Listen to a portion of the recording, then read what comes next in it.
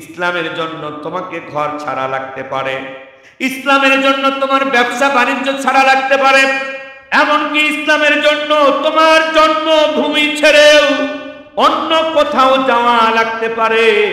আমার গোলাম, বউ ছাড়া লাগবে ছাড়বা, বাড়ি ছাড়া লাগে ছাড়বা, ঘর ছাড়া লাগে ছাড়বা, দেশ ছাড়া লাগে ছাড়বা, কিন্তু এক সেকেন্ডের জন্য তুমি আমি আল্লাহকে ছাড়তে পারো না। আমি আল্লাহ যেমন তোমাকে এক সেকেন্ডের জন্য ভুলে যাই না, আমি আল্লাহ যেমন এক সেকেন্ডের জন্য তোমার উপর থেকে আমার দয়া মায়াকে সরায় নেই না, প্রত্যেকটা মিনিট সেকেন্ডে যেমন আমি তোমাকে মনে রাখি, সুতরাং ফাযকুরুনি আযকুরকুম, তুমি আমাকে স্মরণ করো, আমি আল্লাহ তোমাকে স্মরণ করব। বলেন না সুবহানাল্লাহ। তুমি আমারে স্মরণ করো, আমিও তোমাকে স্মরণ করব। অশকুরুলি, আমার শুকরিয়া আদায় করো। ওয়ালা তাকফুরুন, না শুকরিয়া আদায় করো না, অকৃতজ্ঞ হয় না, নাফরমান বেঈমান হয়।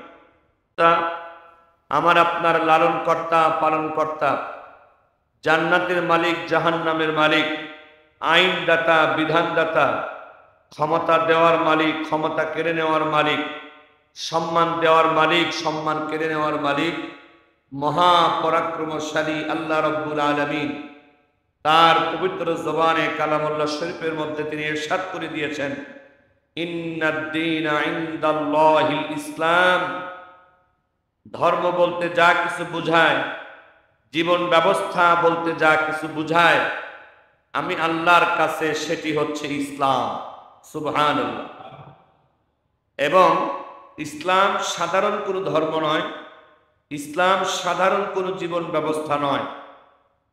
আল্লাহ রাব্বুল আলামিন অন্য একটি সূরায় ইরশাদ করে দিয়েছেন, আল-ইয়াওমা আকমালতু লাকুম দীনাকুম ওয়া আতমামতু আলাইকুম নি'মাতি ওয়া রাদিতু লাকুমুল ইসলাম দীনা। আমি তোমাদের উপরে আমার নিয়ামত যা কিছু দেওয়ার প্রয়োজন ছিল সব দিয়ে আমি পরিপূর্ণ করে দিয়েছি।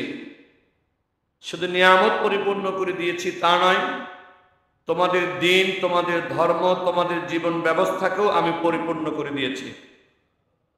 অরাদিতু লাকুমুল ইসলাম দীনা, এবং ধর্ম হিসাবে জীবন ব্যবস্থা হিসাবে আমি আল্লাহ ইসলামের উপরেই রাজি আর খুশি আছি। সুবহানাল্লাহ। পরিষ্কার বক্তব্য। অন্য একটি আয়াতে আল্লাহ তাআলা সতর্ক করেছেন যে আমার পছন্দনীয় জীবন ব্যবস্থার নাম ইসলাম, আমি আল্লাহ এই ইসলামকে পরিপূর্ণ করে দিয়েছি। এই ইসলামের ভিতরে আমি আল্লাহ ব্যক্তিগত জীবনের আইন কানুন দিয়েছি। এই ইসলামের ভিতরে আমি আল্লাহ পারিবারিক জীবনের আইন কানুন দিয়েছি। এই ইসলামের ভিতরে সমাজ কিভাবে চালাতে হবে তার আইন কানুন আমি আল্লাহ দিয়েছি। এই ইসলামের ভিতরে কিভাবে রাষ্ট্র পরিচালনা করতে হবে সেই আইন কানুন আমি আল্লাহ দিয়েছি। কিভাবে ব্যবসা বাণিজ্য করতে হবে সেই আইন কানুন আমি আল্লাহ দিয়েছি। আমি আল্লাহ ইসলাম দিলাম, আর ইসলামের ভিতরে সব বিধান দিয়ে দিলাম। মুসলমান দাবি করা, ইমানদার দাবি করা কোনো মানুষের জীবনের কোনো কাজ কর্ম করার জন্য অন্য কারো কাছ থেকে আর কোনো আইন কানুন বিধিবিধান ধার করাতে নেওয়ার কোনো দরকার নেই। এটা যদি কেউ বুঝতে ব্যর্থ হয়, জ্ঞানে না আসে, যদি মনে করে নামাজটা পড়বো আল্লাহর কথা মতো কিন্তু পরিবার চালাবো আমি আমার ইচ্ছা মতো, কেউ যদি মনে করে রোজাটা রাখবো আল্লাহর কথা মতো আর আমি সমাজ চালাবো আমি আমার পছন্দ মতো, কেউ যদি মনে করে হজ করবো আমি আল্লাহর ইচ্ছা মতো আর রাষ্ট্র চালাবো আমি আমার পছন্দ মতো, এই লোকটাকে আল্লাহ তাআলা সতর্ক করে দিয়ে বলেন, وَمَن يَبْتَغِ غَيْرَ الْإِسْلَامِ دِينًا فَلَن يُقْبَلَ مِنْهُ وَهُوَ فِي الْآخِرَةِ مِنَ الْخَاسِرِينَ। আল্লাহ রাব্বুল আলামিন বলেন, কোন ব্যক্তি যদি আমি আল্লাহর দরবারে এইভাবে হাজির হয়, ইসলাম বাদ দিয়ে জীবনে অন্য আইন কানুন মেনে সে জীবন যাপন করেছে, কেউ যদি এই অবস্থায় হাজির হয়ে যায়, আমি আল্লাহর আদর্শ বাদ দিয়ে, আমার রাসূলের আদর্শ বাদ দিয়ে জীবনের কোনো কাজ অন্য কোনো মানুষের অথবা শয়তানি আদর্শে পরিচালনা করেছে।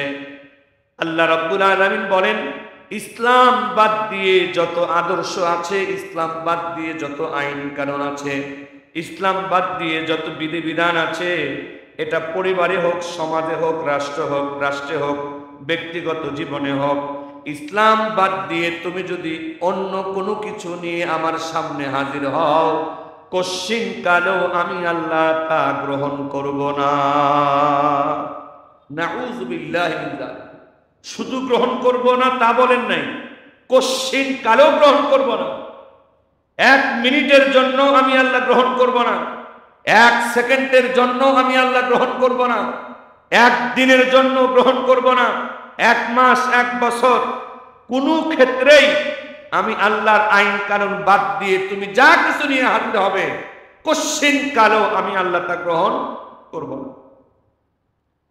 কারণ ইমানদার দাবি করার পর, মুসলমান দাবি করার পর, আল্লাহর বিধান থাকার পরেও আমি যদি ওই কাজটা অন্য কারো কথা মতো করি, তখন বোঝা যায় আমার আল্লাহর প্রতি আমার মহব্বত পরিপূর্ণ নাই। প্রমাণিত হয় আমার আল্লাহর প্রতি আমার ভালোবাসা পরিপূর্ণ নাই। প্রমাণিত হয় আল্লাহ সমাজের ব্যাপারে, পরিবারের ব্যাপারে, রাষ্ট্রের ব্যাপারে তোমার আইনের চাইতে আমার আলাদা আইন আছে, এটা আমি বুঝাই। এই জন্যই আল্লাহ বলেন, আমার খেয়ে আমার পরে আমার সাথে নিমক হারামি করে হাজির হবা আমার সামনে, কশ্চিন কালেও তা গ্রহণযোগ্য হবে। আরো পরিষ্কার ভাবে আল্লাহ রাব্বুল আলামিন বলেন, ইয়া আইয়ুহাল্লাযীনা আমানু লা তুকদ্দিমু বাইনা ইয়াদাইল্লাহি ওয়া রাসূলিহি ওয়াত্তাকুল্লাহ। আল্লাহ রাব্বুল আলামিন বলেন, হে আমার বিশ্বাসী বান্দারা, যারা বেঈমান তাদেরকে বলেন নাই, যারা ঈমানদার তাদেরকে বলছেন, ওহে ঈমানদার বান্দারা, কোনো কথা বলার ক্ষেত্রে, কোনো কাজ করার ক্ষেত্রে আমি আল্লাহর আগ বাড়িয়ে, আমার রাসূলের আগ বাড়িয়ে কোনো কথাও বলিও না, কোনো কাজও করিও না। সুবহানাল্লাহ। আমি আল্লাহর আগ বাড়িয়ে, আমার রাসূলের আগ বাড়িয়ে তুমি ঈমানদার, কোনো কথাও বলিও না, কোনো কাজও করিও না। ওয়াত্তাকুল্লাহ, ভয় করতে হয় আমি আল্লাহকেই করো, আমি আল্লাহকে ভয় করো। কোনো মানুষকে, কোনো নেতাকে, নেত্রীকে, আপনজন, মা বাবা, র্যাব, পুলিশ, আর্মি, যাই বলি, আল্লাহ তাআলা বলছেন তোমার কাছে ভয় পাওয়ার হকদার আমি আল্লাহ। ভয় করলে আমাকেই করতে হবে, আর অন্য কাউকে ভয় পাওয়ার কোনো কারণ নাই। কেন? ইন্নাল্লাহা সামিউন আলিম, অবশ্যই আমি আল্লাহ সব কিছু শুনি, আমি সব কিছু জানি। বলেন না সুবহানাল্লাহ। নাকি শুধু প্রকাশ্য কথা আল্লাহ জানেন, গোপন কথা জানেন না? যা সামনে করি এটা আল্লাহ জানে, অন্ধকারে যেটা করি সেটা জানে না? আল্লাহ বলছেন ভয় আমাকে করো, কারণ আমি সব কিছু জানি, আমি সব কিছু শুনি। অন্য একটি আয়াতে আল্লাহ রাব্বুল আলামিন বলেন, ওমা কানা লিমুমিনিন ওয়ালা মুমিনাতিন ইযা ক্বাদাল্লাহু ওয়া রাসূলুহু আমরান আন ইয়াকুনা লাহুমুল খিয়ারাতু মিন আমরিহিম। আল্লাহ রাব্বুল আলামিন বলেন, যেই ব্যাপারে আমি আল্লাহ কোনো সিদ্ধান্ত দিয়েছি, যেই ব্যাপারে আমার রাসূল কোনো সিদ্ধান্ত দিয়েছে, ওই ব্যাপারে কোনো মুসলমান আলাদা কোনো সিদ্ধান্ত দিতে পারে না। কথা বলুন ঠিক কিনা? কথা পরিষ্কার না অপরিষ্কার? যেই ব্যাপারে আমি আল্লাহ বিধান দিয়েছি, তুমি মুসলমান তো সেই ব্যাপারে আলাদা বিধান দিতে পারো না। যেই ব্যাপারে আমি আল্লাহ সিদ্ধান্ত দিয়েছি, তুমি ঈমানদার, সেই ব্যাপারে আলাদা সিদ্ধান্ত কিভাবে নাও? যেই ব্যাপারে আমার রাসূল সিদ্ধান্ত দিয়েছেন, সেই ব্যাপারে তুমি আলাদা সিদ্ধান্ত কিভাবে নাও? যেই ব্যাপারে আমার রাসূল আইন দিয়েছেন, সেই ব্যাপারে আলাদা আইন তুমি কিভাবে নাও? এটা এই অধিকার তোমার নাই। ঈমানদার দাবি করে আমি আল্লাহর বাইরে গিয়ে, আমার রাসূলের বাইরে গিয়ে তুমি আলাদা কোনো সিদ্ধান্ত দিবা, এটা হতে পারে না। আশ্চর্য হবে, এই আয়াতটা নাজিল হয়েছিল নবীজির আপনজনের ক্ষেত্রে। নবীজি নির্দেশ দিয়েছিলেন বিবাহের ব্যাপারে। তিনি এক নারী পুরুষের নাম প্রস্তাব করেছিলেন, তার আপনজন, তাদের ব্যাপারে বিবাহের নাম প্রস্তাব করেছিলেন। অমুকের সাথে অমুকের বিবাহ হলে ভালো হয়, বা আমি নির্দেশ দিচ্ছি এটা হোক। নবীজির আপন একজন অস্বীকার করেছিলেন যে না, এটা আমার পছন্দ না, এই জামাই পছন্দ না। নবীজির এক আপন বলেছিলেন বিবাহ নামাজ না, রোজা না, হজ না, যাকাত না, শুধু বিবাহের ব্যাপারে নবী একটা জামাই পছন্দ করেছিলেন। এইটা অপছন্দ করার কারণে সঙ্গে সঙ্গে এই আয়াত আল্লাহ নাজিল করে দিয়েছে। সুবহানাল্লাহ। পরিষ্কার করে বলে দিয়েছেন, আমার রাসূল তোমার বিবাহের ব্যাপারে সিদ্ধান্ত দিয়েছে, নিজেকে ইমানদার দাবি করে তুমি তোমার বিবাহের ব্যাপারেও রাসূলের বাইরে গিয়ে আলাদা সিদ্ধান্ত দিতে পারো না। এটাই ইসলাম। আর আমরা তো মনে করি শুধু নামাজের জন্য ইসলাম, আমরা মনে করি শুধু রোজার জন্য ইসলাম, আমরা মনে করি শুধু যাকাতের জন্য ইসলাম, আমরা মনে করি শুধু হজের জন্য ইসলাম। তাও আবার পুরাপুরি নামাজের জন্য ইসলাম মানি না, পুরাপুরি রোজার জন্য ইসলাম মানি না, পুরাপুরি যাকাতের জন্য ইসলাম মানি না, হজের জন্য পুরাপুরি ইসলাম মানি না। যেই কাজগুলোর ক্ষেত্রে ইসলাম মানার দাবি করি ওই কাজগুলো আমরা ইসলাম মেনে করি না। মসজিদ আল্লাহর ঘর, কিন্তু আমরা অনেক সময় চাই যে মসজিদ আমার পছন্দ মতো চলুক। এরকম লোক আছে কি না? ঘরটা কার? মসজিদ কার ঘর? এমনও কিছু মানুষ আছে আল্লাহর ঘরে এসেও চায় যে আমার পছন্দ মতো মসজিদ চলুক। আল্লাহর ঘরে এসেও পরিপূর্ণ আনুগত্য আমরা করতে পারি। এটা শয়তানের ধোঁকায় হয়। শয়তান কখনো চায় না যে আমরা জান্নাতি হই। কথা বলো ঠিক কিনা? আমাদের জানের দুশ্মন, প্রাণের দুশ্মন শয়তানের এক নাম্বার টার্গেট আমরা যেন ভালো কাজ করতেই না পারি। 2 নাম্বার টার্গেট, ভালো কাজ করা যদি ঠেকাতে না পারে শয়তানের 2 নাম্বার টার্গেট, ভালো কাজের মধ্যে ভেজাল ঢুকায় দাও। কি ঢুকায় দাও? ভেজাল ঢুকায় দাও। অর্থাৎ ভালো কাজ, তোমারে মসজিদে যাওয়া ঠেকাতে পারলাম না, যাও যাও মসজিদে যাও, কিন্তু তুমি যেন গুনাহ নিয়ে বের হয়ে আসো, তোমার নামাজটাও যেন কবুল না হয়। মসজিদে যাওয়ার পরও তুমি যেন এমন কিছু কাজ করো যেই কাজের কারণে ভালো জায়গায় গিয়েও গুনাহ নিয়ে বের হয়ে আসতে হয়। এই টার্গেট কার? শয়তানের। সব সময় লেগে আছে আমাদের পিছনে। একটু পরিষ্কার দিলে পরিষ্কার মনে একটা ইবাদত শয়তান আমাদেরকে করতে দিতে চায় না।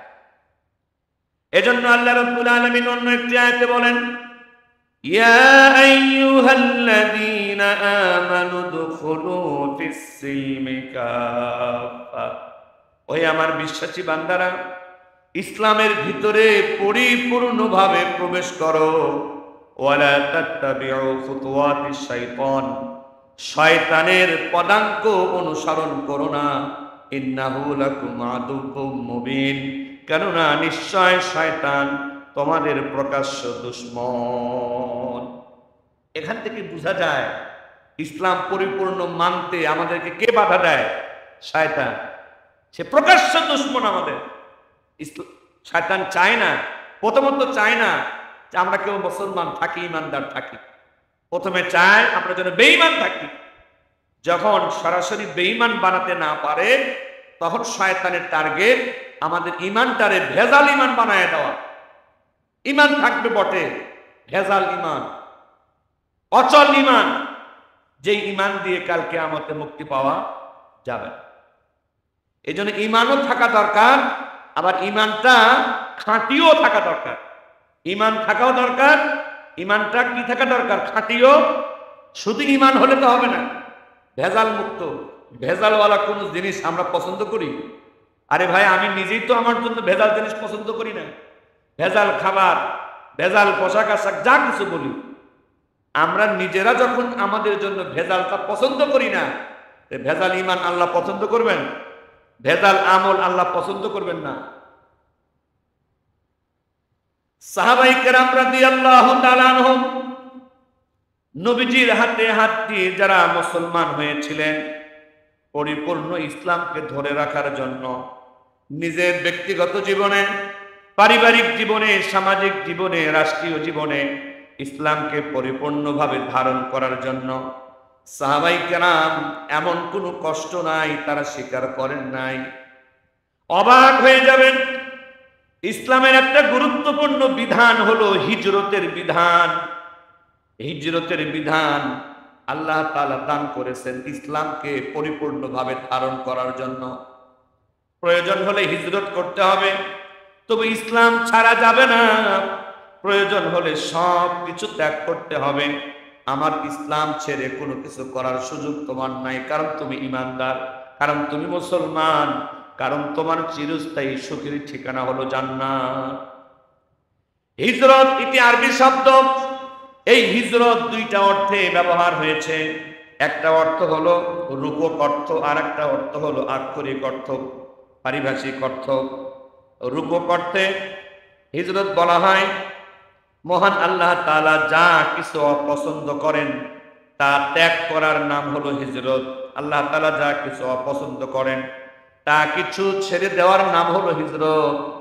আর অর্থাৎ পাপের কাজ ছেড়ে দিয়ে পরিপূর্ণভাবে আনুগত্য সহকারে আল্লাহর কাছে ফিরে আসা, এই ধরনের হিজরত হলো বাধ্যতামূলক। একটা অর্থ হলো যে ত্যাগ করা। কি ত্যাগ করা? আল্লাহ পাককে রাজি খুশি করার জন্য সকল গুনাহকে ত্যাগ করা, ছেড়ে দেওয়া, দিয়ে আল্লাহর কাছে ফিরে আসা, এটাও এক ধরনের হিজরত। আর শাব্দিক অর্থে, আক্ষরিক অর্থে হিজরত বলা হয় দেশান্তরী হয়ে যাওয়া, খারাপ জায়গা ছেড়ে ভালো জায়গায় স্থানান্তরিত হওয়া, কাফের শাসিত রাষ্ট্র থেকে ইসলামিক শরিয়া শাসিত রাষ্ট্রে চলে যাওয়া। এই যে হিজরত, একটা হলো গুনাহকে ছেড়ে দেওয়া, গুনাহ থেকে ফিরে আসা, এটাকে হিজরত বলা হয়েছে। আর প্রকৃত হিজরত হলো এক দেশ থেকে আর এক দেশে চলে যাওয়া, এক রাষ্ট্র থেকে আর এক রাষ্ট্রে চলে যাওয়া। কারণ আমি যেই রাষ্ট্রে আছি, যেই দেশে আছি, এই দেশে আমি পরিপূর্ণ ইসলাম মেনে চলতে পারতেছি না। সুতরাং ইসলামকে পরিপূর্ণ মেনে চলার প্রয়োজনে নিজের জন্মভূমি, নিজের মাতৃভূমি, নিজের বাড়ি ঘর, ব্যবসা বাণিজ্য, ক্ষেত খামার সবকিছু ছেড়ে দিয়ে এমন একটা রাষ্ট্রে চলে যাওয়া, যেই রাষ্ট্রে গেলে আমি পরিপূর্ণ ইসলাম মেনে চলতে পারবো, এটার নাম হিজরত। কেন হিজরত করা হচ্ছে? আমি আমার রাষ্ট্রে পরিপূর্ণ ইসলাম মানতে পারতেছি না, সুতরাং ওই রাষ্ট্রে আমি যাই যেখানে গেলে পরিপূর্ণ ইসলাম মানতে পারবো। এটা ইসলামের একটা গুরুত্বপূর্ণ বিধান। প্রয়োজনে এটা ফরজ হয়ে যায় হিজরত করা। আমরা ইসলামকে ঠুনকো জিনিস বানিয়ে রেখেছি। ইসলামকে নিজের ইচ্ছা মতো, পছন্দ মতো আমি আপনি ব্যবহার করি। আর আল্লাহর বিধান, তার রাসূলের বিধান হলো না না, ঠুনকো জিনিস মনে করার কোনো কারণ নাই। নিজের পছন্দ মতো ইসলাম ঘুরায় ফিরায় চলার কোনো কারণ নাই। আমার ইসলামকে পরিপূর্ণ যদি মেনে চলতে হয়, নিজের দেশে যদি ইসলাম পরিপূর্ণ মানতে না পারো, তুমি ঈমানদার, তুমি মুসলমান, আমি আল্লাহর কাছে তুমি ক্ষমা পাওয়ার আশা করো, আমি আল্লাহর কাছে জাহান্নাম থেকে বাঁচার আশা করো, আমি আল্লাহর কাছে জান্নাত পাওয়ার আশা করো। আমার গোলাম, আমি তো ওয়াদা দিয়েছি সব ইচ্ছা তোমার পূরণ হবে, কিন্তু আমার ইসলামকে লেলা লুলা ল্যাংরা বানালে তো হবে না। আমার ইসলাম তো ল্যাংরা কোনো ধর্ম নয়, আমার ইসলাম লুলা কোনো ধর্ম নয়, আমার ইসলাম অন্ধ কোনো ধর্ম নয়, আমার ইসলাম আংশিক কোনো ধর্ম নয়। আমার ইসলাম হলো পরিপূর্ণ, এতটা পরিপূর্ণ।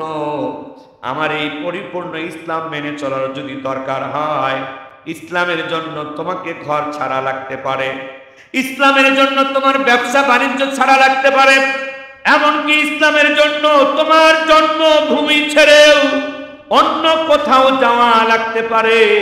আমার গোলাম, বউ ছাড়া লাগবে ছাড়বা, বাড়ি ছাড়া লাগে ছাড়বা, ঘর ছাড়া লাগে ছাড়বা, দেশ ছাড়া লাগে ছাড়বা, কিন্তু 1 সেকেন্ডের জন্য তুমি আমি আল্লাহকে ছাড়তে পারো না।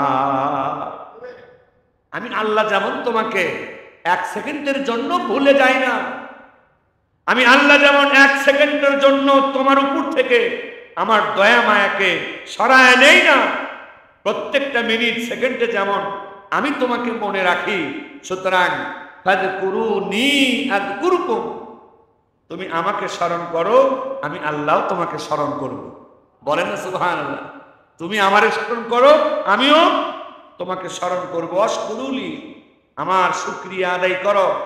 ওয়ালা তাকফুরুন, না শুকরিয়া আদায় করো না, অকৃতজ্ঞ হয় না, নাফরমান বেঈমান হয়। এটা হাতে কলমে সাহাবায়ে কেরাম প্রমাণ দেখিয়েছেন। আল্লাহর দ্বীনের জন্য, ইসলামের জন্য, আল্লাহকে রাজি খুশি করার জন্য কিভাবে আপনজন ছাড়তে হয়, পরিবার ছাড়তে হয়, ঘর সংসার ছাড়তে হয়, মাতৃভূমি ছাড়তে হয়, সাহাবায়ে কেরাম হাতে কলমে জগৎবাসীকে তার শিক্ষা দিয়েছেন।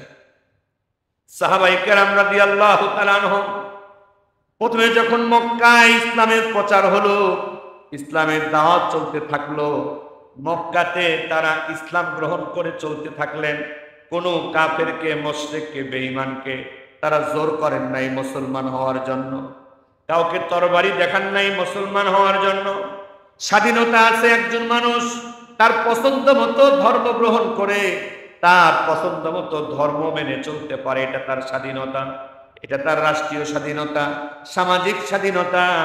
কিন্তু মক্কার কাফেরেরা, মুশরিকেরা, বেঈমানেরা নিজেরা ইসলাম তো মানে নাই। আবু লাহাব, আবু জাহালের মতো নেতারা, নেত্রীরা নিজেরা তো ইসলাম মানে নাই।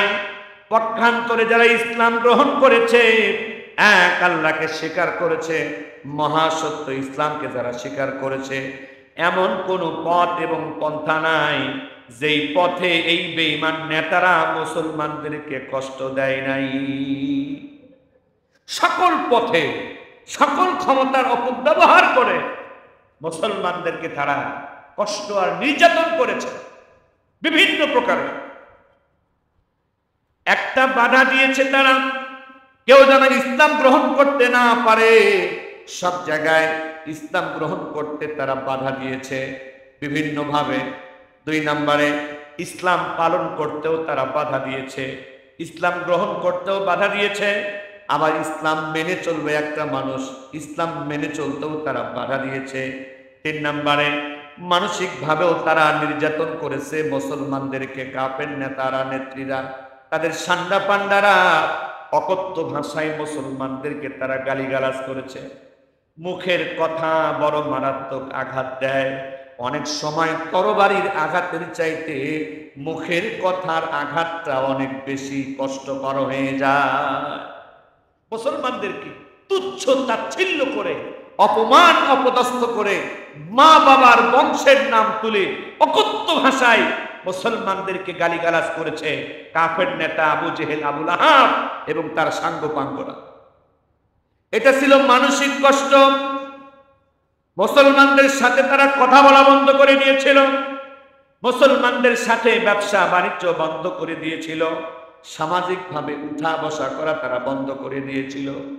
এতেও যখন মুসলমানদেরকে দমাতে পারে নাই, মুসলমানদেরকে লাঠির আঘাত থেকে শুরু করে ইসলামের সর্বপ্রথম শহীদ একজন মহিলা সাহাবী হযরতে সুমাইয়া রাদিয়াল্লাহু তাআলা আনহা। এই মহিলা সাহাবী কেন ইসলাম ছাড়ে না, কেন ইসলাম ছাড়ে না? আবু জেহেল এত বড় নিষ্ঠুর জালেম ছিল, এই মহিলা সাহাবীর লজ্জার স্থানে সে বল্লম লোহার বর্ষা পর্যন্ত ঢুকিয়ে দিয়েছিল। কত নিষ্ঠুর জালেম ছিল তারা! লোহার বর্ষা পর্যন্ত লজ্জা স্থানে ঢুকিয়ে একজন মহিলা সাহাবীকে হত্যা করেছিল আবু জেহেল। এই মহিলা তো আবু জেহেলকে কোনো গালি দেয় নাই, এই মহিলা সাহাবী আবু জেহেলের কোনো ক্ষয়ক্ষতি কিছুই করে নাই, কিন্তু আবু জেহেলের কাছে দোষ, তুমি কেন ইসলাম গ্রহণ করছো?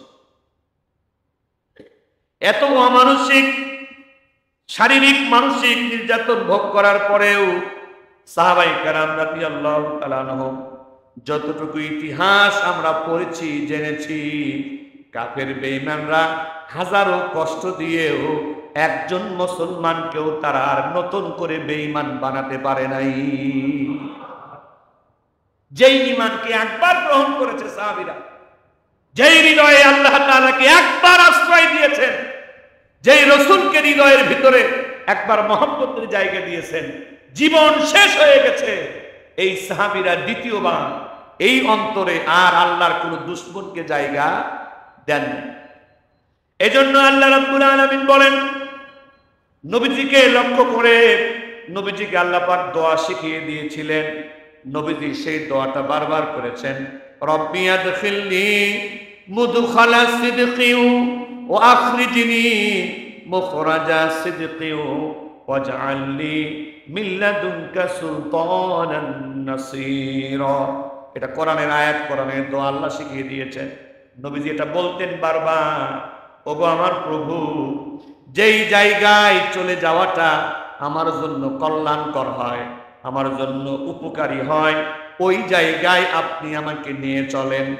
যেই জায়গা থেকে বের হওয়াটা আমার জন্য কল্যাণকর হয়, আমার জন্য শুভ হয়, ওই জায়গা থেকে আপনি আমাকে বের করে দেন। সুবহানাল্লাহ।